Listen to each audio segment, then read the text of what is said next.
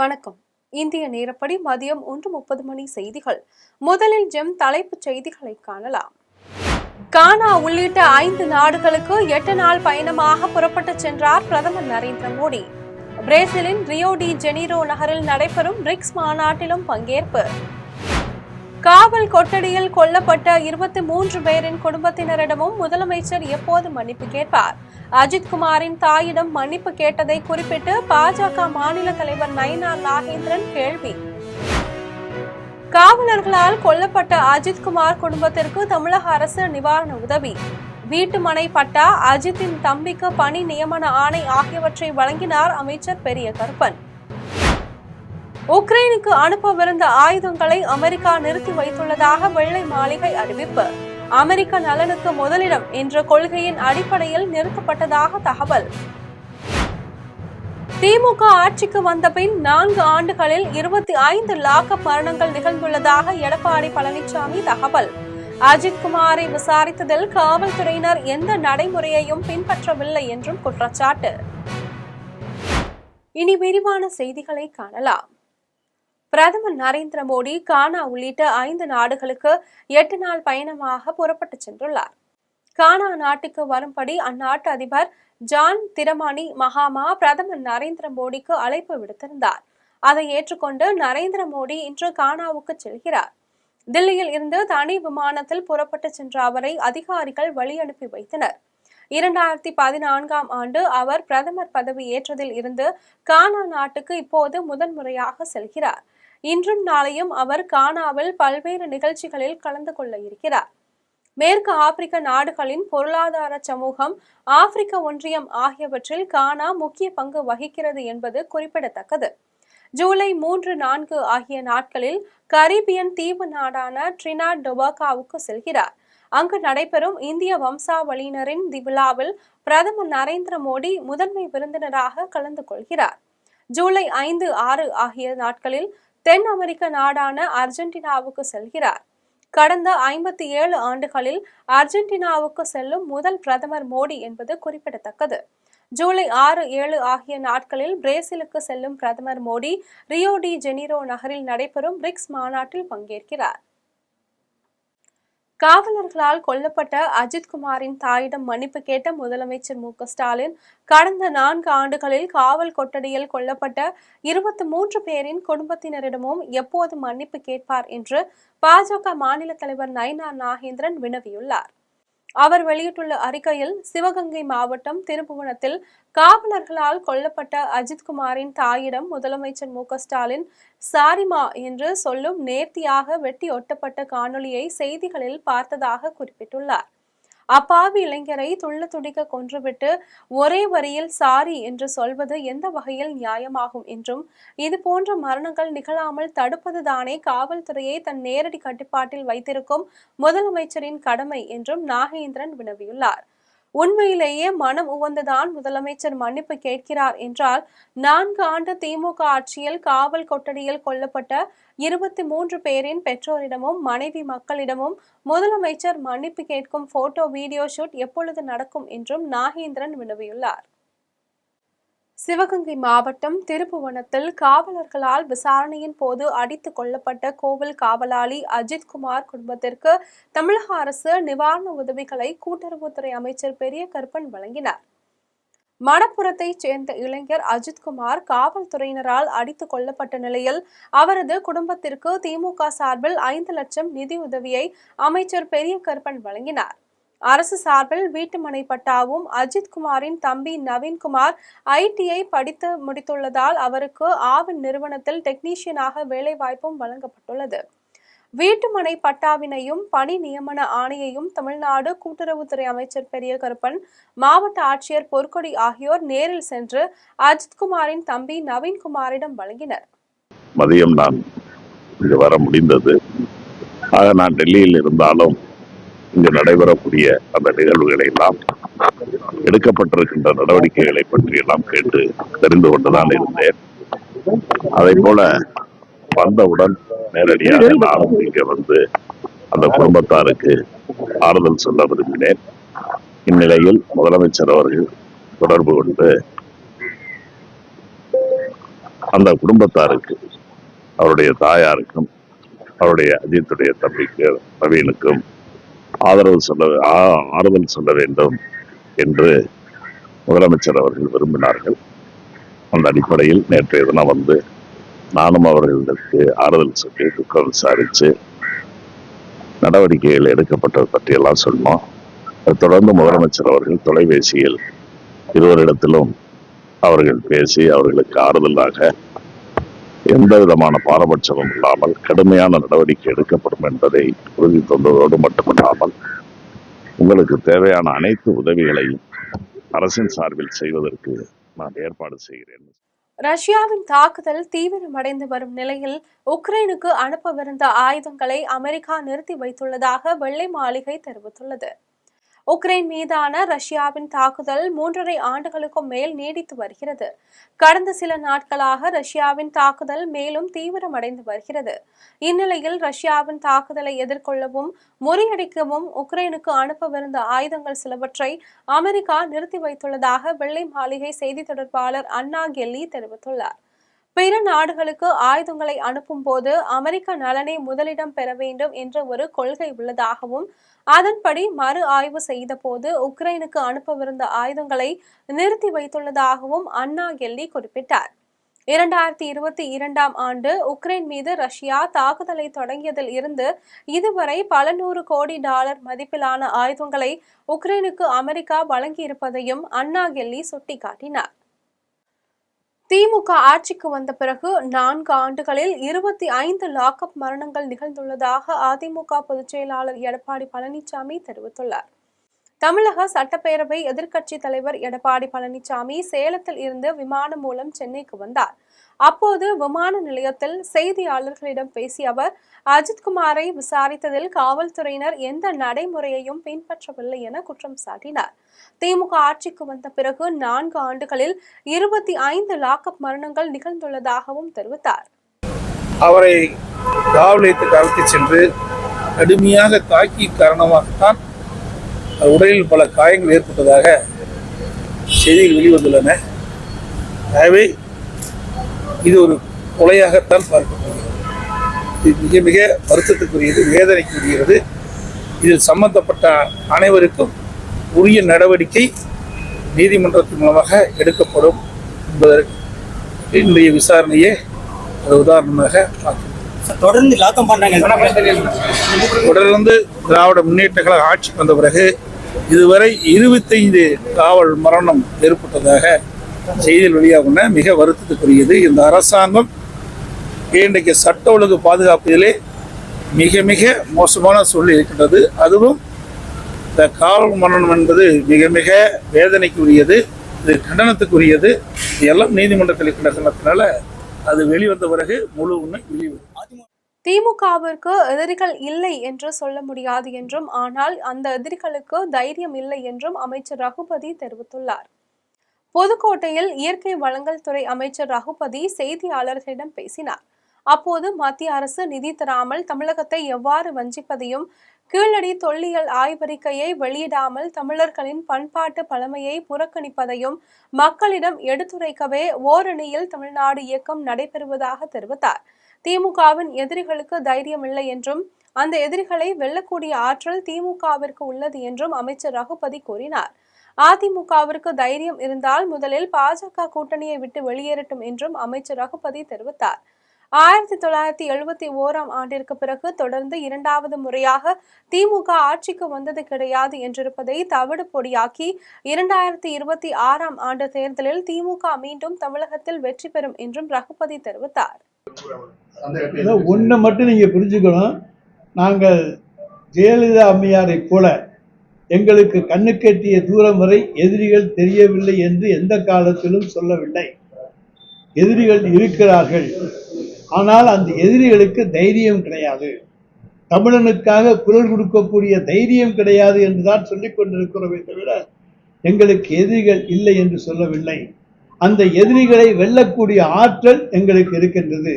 ஆனால் இதனுடைய நோக்கம் அவர்களையும் சென்று சந்தித்து தமிழ்நாட்டினுடைய நிலைமைகளை, நம்முடைய கீழடி ஆராய்ச்சி விவரத்தை அவர்களுக்கு எடுத்து சொல்லி தமிழனுடைய நாகரிகம் என்பது தொன்மையான நாகரிகம். உலகத்திலேயே முதன்மையான நாகரிகம் தமிழனுடைய நாகரிகம். முதன்மையான மொழி தமிழ் மொழி. இவற்றையெல்லாம் தமிழனை உணரச் செய்கின்ற அந்த பணிதான் இந்த பணி. அதன் மூலமாக ஒவ்வொருவரையும் நம் பக்கம் இழுக்கக்கூடிய வாய்ப்பு நமக்கு உண்டு. ஏற்றுக்கொள்பவர்களை நாங்கள் அணைத்துக் கொள்ள தயார், ஏற்றுக்கொள்ளாதவர்களை அவர்கள் வழியிலே விட்டுவிட தயார். திருவண்ணாமலை மாவட்டம் கீழ்பெண்ணாத்தூரில் புதிய பள்ளி கட்டிடத்தை நெடுஞ்சாலைத்துறை அமைச்சர் ஏவா வேலு குத்துவிளக்கேற்றி திறந்து வைத்தார். கீழ்பெண்ணாத்தூர் அரசு மேல்நிலைப் பள்ளியில் 1,28,00,000 ரூபாய் மதிப்பீட்டில் கட்டப்பட்டுள்ள 6 வகுப்பறை கட்டிடத்தை அமைச்சர் ஏவா வேலு திறந்து வைத்தார். இதேபோல் 50 லட்சம் ரூபாய் மதிப்பீட்டில் கட்டப்பட்டுள்ள தரக்கட்டுப்பாட்டு ஆய்வக கட்டிடத்தையும் அமைச்சர் ஏவா வேலு திறந்து வைத்தார்.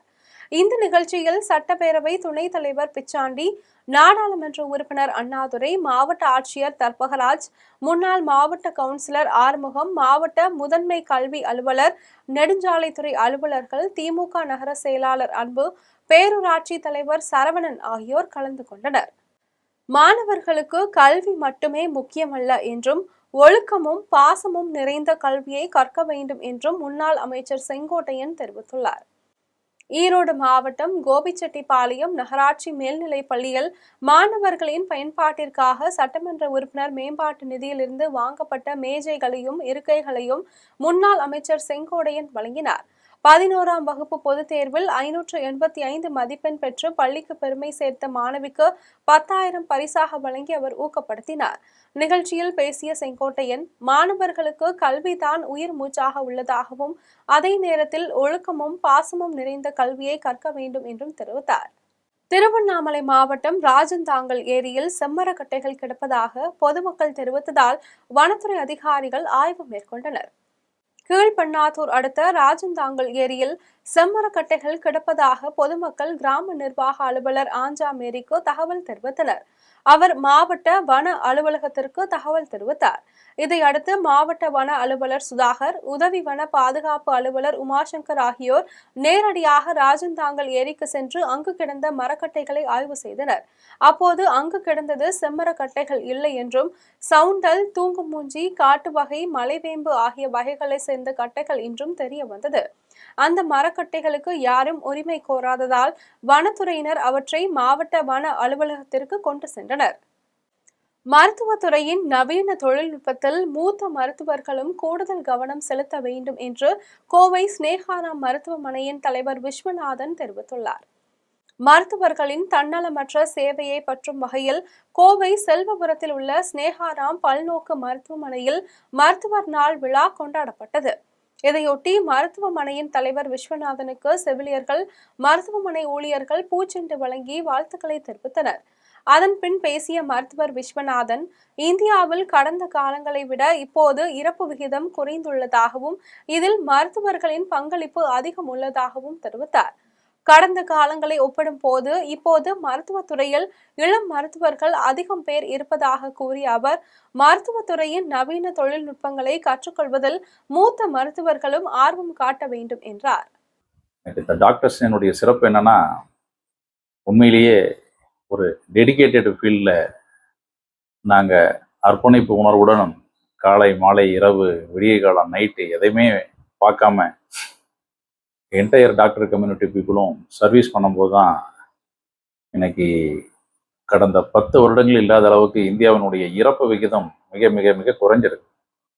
That is average life expectancy ஒரு காலத்தில் 2010 வந்து 60லேருந்து 65னா இன்னைக்கு குறைஞ்சபட்சம் நம்ம வில்லேஜ் பீப்புள்ஸ் மாதிரி சிட்டியில் எல்லாருமே ஒரு 80+ டச் பண்ணிட்டு இருக்கான காரணம்னா அதுக்கு அற்புதமான இந்த மருத்துவ தொழில் வந்து கண்டிப்பாக மக்களுக்கு போய் ரீச் ஆகிட்டு இருக்கு.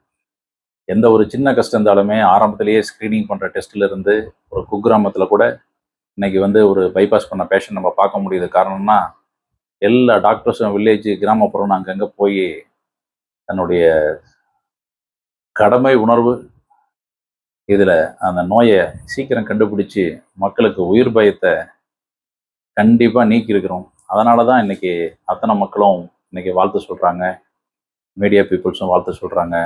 அனைவருக்கும் நன்றி. முடிந்தவரை உழைப்போம், மக்களினுடைய நலத்தை காப்போம் என இந்த டாக்டர்ஸ் டே டேவில் உங்கள் எல்லாத்துக்கும் வாழ்த்தி வணக்கத்தை தெரிவித்துக் கொள்கிறேன்.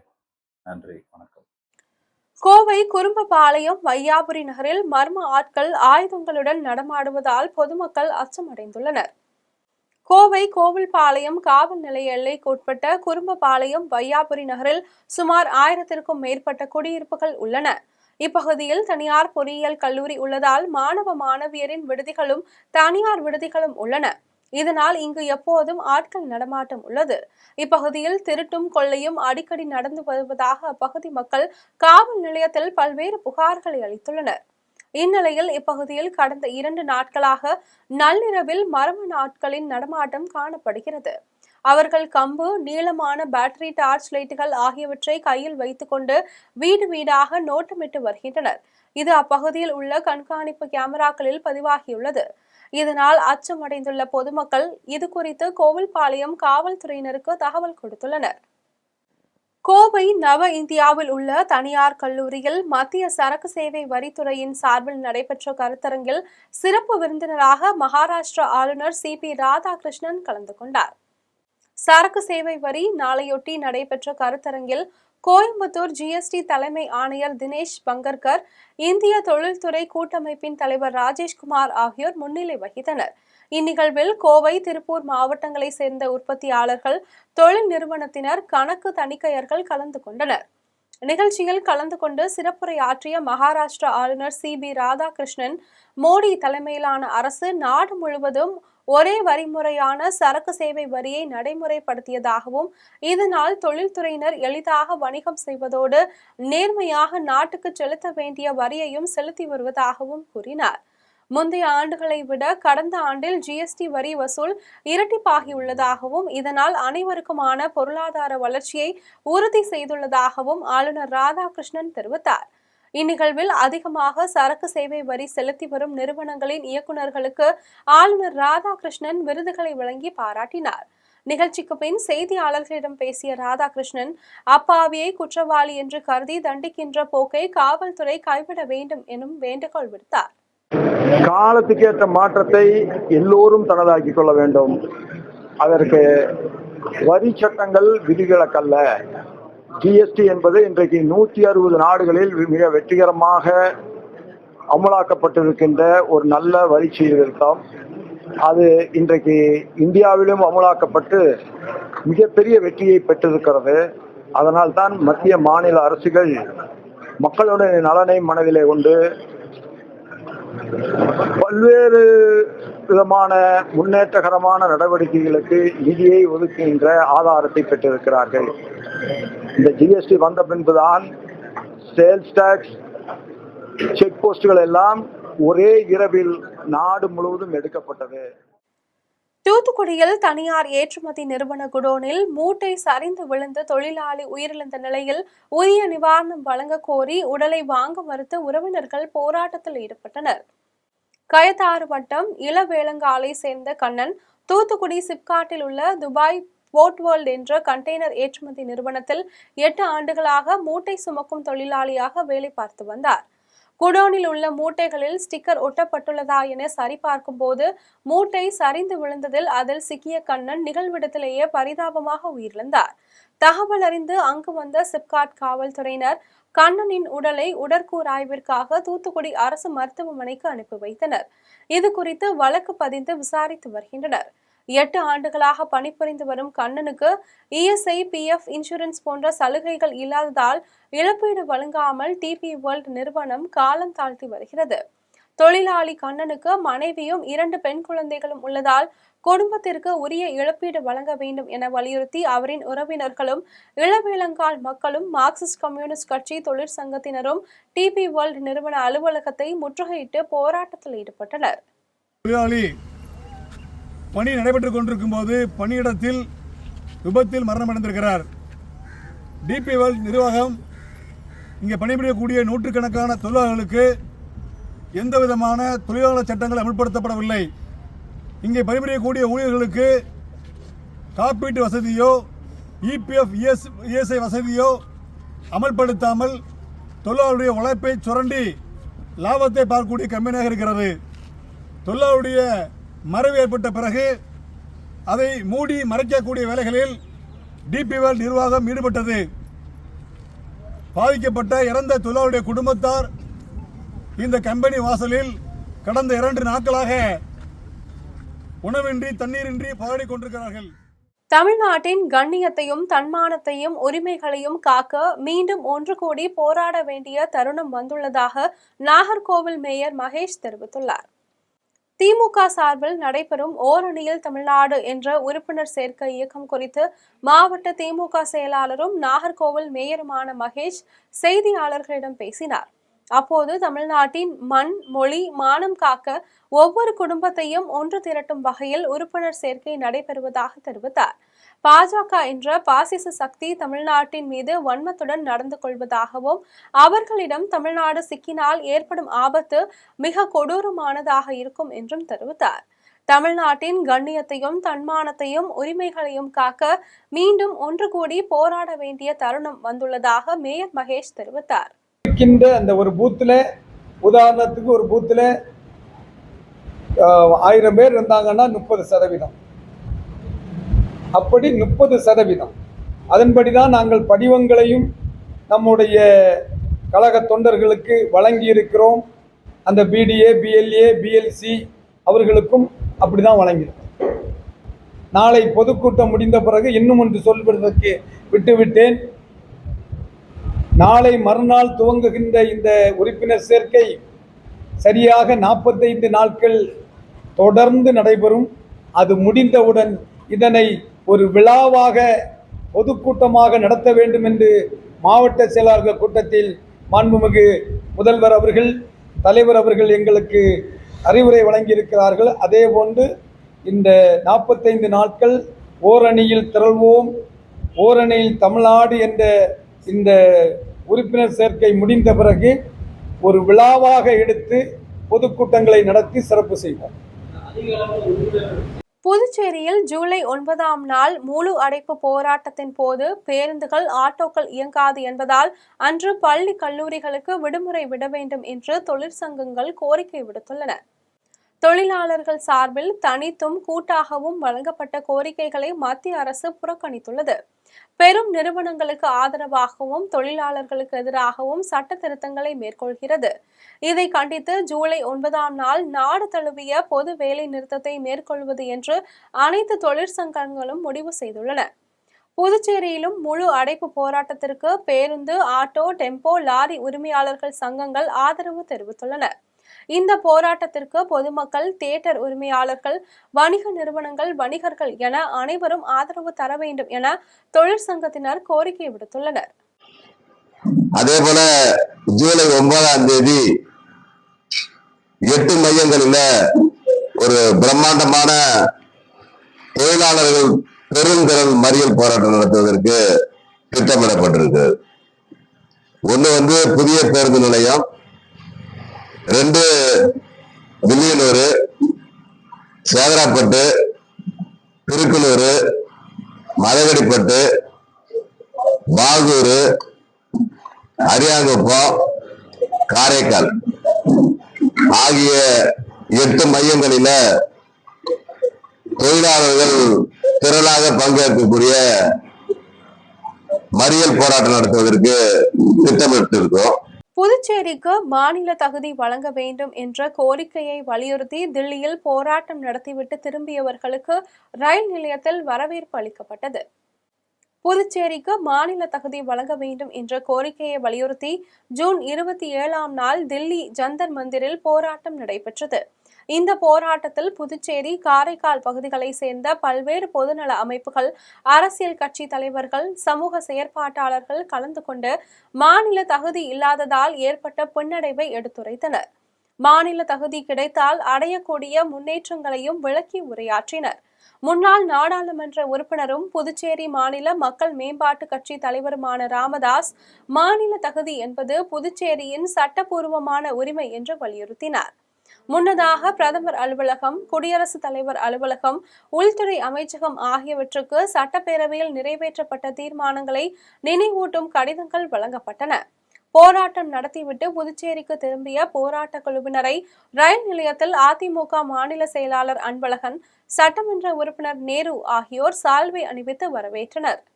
கடினமான சூழலில் மருத்துவமனைக்கு வரும் நோயாளிக்கு மருத்துவரின் தன்னம்பிக்கை பேச்சுதான் முதல் சிகிச்சை என்று மருத்துவர் முத்து சரவணகுமார் தெரிவித்துள்ளார்.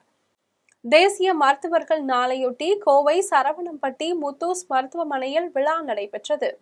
மருத்துவமனையின் நிர்வாக இயக்குநர் முத்து சரவணகுமார் தலைமையில் நடைபெற்ற விழாவில் பல்வேறு பிரிவுகளில் உள்ள மருத்துவ வல்லுநர்களுக்கு நினைவு பரிசுகள் வழங்கி சிறப்பிக்கப்பட்டது. மருத்துவத்துறையில் சுமார் 25 ஆண்டுகளுக்கும் மேலாக அனுபவம் கொண்ட முத்து சரவணகுமாருக்கு செவிலியர்கள், ஊழியர்கள் இணைந்து பூச்செண்டு வழங்கி வாழ்த்துக்களை தெரிவித்தனர். நிகழ்ச்சியில் பேசிய மருத்துவர் முத்து சரவணகுமார், நெருக்கடியான சூழலில் மருத்துவமனைக்கு வரும் நோயாளிகளுக்கு மருத்துவர் அளிக்கும் தன்னம்பிக்கையே முதல் சிகிச்சை எனவும் தெரிவித்தார். கடவுள் படைத்த மனித உயிர்களை காக்க மருத்துவர்கள் செய்யும் பணியே உலகில் உன்னதமான பணி என்று நெகிழ்வுடன் கூறினார். ஒரு டாக்டர் ப்ரொஃபஷன்ங்கிறது பாத்தீங்கன்னா ஒரு ஒரு ஆக்சுவலா வந்து இந்த மாதிரி ஒரு ப்ரொஃபஷன் கிடைச்சதுக்கே நாங்க பெருமையா நினைக்கிறோம். அவங்க நம்மளை தேடி வரக்கூடிய அந்த கஷ்டத்தோட, அந்த சஃபரிங் பீப்புள், அந்த வாழ்நாள்ல ஒவ்வொருத்தரும் இப்படி கஷ்டத்தோட தான் இங்க வருவாங்க. அந்த கஷ்ட நாட்கள்ல அந்த கஷ்டத்துல இருந்து அவங்களை காப்பாத்துறதுதான் கடவுள். அதனாலதான் இன்னும் சமுதாயத்துல வந்து டாக்டர் வந்து கடவுளா பாக்குறாங்க. அந்த கஷ்ட நேரத்துல இருந்து அவங்களுக்கு கடவுளால ஒரு விதியால் படிக்கப்பட்ட அந்த கஷ்டத்திலிருந்து விடுபட்டு அவர்களை சந்தோஷமாக்குவதுதான் ஒரு மருத்துவரோட கடமை. அந்த பாசிட்டிவ் வேர்ட்ஸ், ஒரு நோயாளி வந்து நம்மளுக்கு முன்னாடி உட்காரும் போது அவங்க என்ன கஷ்டத்துல இருக்காங்கிறத உள்வாங்கி அந்த மருத்துவத்தாலையும் நம்மளோட அதை பத்தி எடுத்துக்கூறிய பேச்சாலும் அவர்களை சந்தோஷப்படுத்தி அவளை அந்த கஷ்டத்திலிருந்து வெளியே இருக்கிறது ஒரு மருத்துவரோட கடமை. செங்கல்பட்டு மாவட்டம் அச்சிறுபாக்கம் ஆட்சீஸ்வரர் கோவிலில் நடராஜருக்கு ஆணி திருமஞ்சன வழிபாடு சிறப்பாக நடைபெற்றது. மதுராந்தகம் அருகே அச்சிறுபாக்கத்தில் தொண்டை நாட்டு சிவஸ்தலங்களில் ஒன்றான சைவ சமய குரவர்களால் பாடல் பெற்ற இளங்கிளி அம்மன் உடனுரை ஆட்சீஸ்வரர் கோவில் உள்ளது. இந்த கோவிலில் ஆண்டுதோறும் நடராஜருக்கு 5 முறை திருமஞ்சன வழிபாடு நடைபெற்று வருகிறது. ஆணி திருமஞ்சன விழாவையொட்டி சிவாச்சாரியார் சங்கர் தலைமையில் நடராஜ மூர்த்திக்கு சிறப்பு அபிஷேகம் நடந்தது. சிவகாமி சுந்தரி சமேத நடராஜ மூர்த்திக்கு மலர் அலங்காரம் செய்யப்பட்டு பக்தர்களுக்கு அருள்பாலித்தார். இதனை அடுத்து மகா தீபாராதனை நடந்தது. விழாவில் கலந்து கொண்டு வழிபட்ட பக்தர்களுக்கு அன்னதானம் வழங்கப்பட்டது. இந்தியா, இங்கிலாந்து அணிகள் இடையிலான 2வது கிரிக்கெட் டெஸ்ட் போட்டி பர்மிங்ஹாமில் இன்று தொடங்க உள்ளது. இங்கிலாந்தில் சுற்றுப்பயணம் மேற்கொண்டுள்ள இந்திய கிரிக்கெட் அணி 5 டெஸ்ட் போட்டிகளில் விளையாடுகிறது. லீட்ஸில் நடைபெற்ற முதல் போட்டியில் இங்கிலாந்து அணி 5 விக்கெட் வித்தியாசத்தில் இந்திய அணியை வீழ்த்தி முன்னிலை பெற்றுள்ளது. இந்நிலையில் இன்று பர்மிங்ஹாமில் 2வது டெஸ்ட் போட்டி தொடங்க உள்ளது. இந்திய நேரப்படி பிற்பகல் 3:30 மணிக்கு போட்டி தொடங்குகிறது. மீண்டும் ஜெம் தலைப்புச் செய்திகள். கானா உள்ளிட்ட 5 நாடுகளுக்கு 8 நாள் பயணமாக புறப்பட்டு சென்றார் பிரதமர் நரேந்திர மோடி. பிரேசிலின் ரியோ டி ஜெனீரோ நகரில் நடைபெறும் பிரிக்ஸ் மாநாட்டிலும் பங்கேற்பு. காவல் கொட்டடியில் கொல்லப்பட்ட 23 பேரின் குடும்பத்தினரிடமும் முதலமைச்சர் எப்போது மன்னிப்பு கேட்பார்? அஜித்குமாரின் தாயிடம் மன்னிப்பு கேட்டதை குறிப்பிட்டு பாஜக மாநில தலைவர் நயினார் நாகேந்திரன் கேள்வி. காவலர்களால் கொல்லப்பட்ட அஜித்குமார் குடும்பத்திற்கு தமிழக அரசு நிவாரண உதவி. வீட்டு மனை பட்டா, அஜித்தின் தம்பிக்கு பணி நியமன ஆணை ஆகியவற்றை வழங்கினார் அமைச்சர் பெரிய கருப்பன். உக்ரைனுக்கு அனுப்பவிருந்த ஆயுதங்களை அமெரிக்கா நிறுத்தி வைத்துள்ளதாக வெள்ளை மாளிகை அறிவிப்பு. அமெரிக்க நலனுக்கு முதலிடம் என்ற கொள்கையின் அடிப்படையில் நிறுத்தப்பட்டதாக தகவல். திமுக ஆட்சிக்கு வந்த பின் 4 ஆண்டுகளில் 25 லாக்அப் மரணங்கள் நிகழ்ந்துள்ளதாக எடப்பாடி பழனிசாமி தகவல். அஜித்குமாரை விசாரித்ததில் காவல்துறையினர் எந்த நடைமுறையையும் பின்பற்றவில்லை என்றும் குற்றச்சாட்டு. இத்துடன் ஜெம் செய்திகள் நிறைவடைகின்றன. மீண்டும் ஜெம் செய்திகள் மாலை 6 மணிக்கு. உடனுக்குடன் செய்திகளை காண gemlive.tv என்ற இணையதளத்தில் இணைந்திருங்கள். நன்றி, வணக்கம்.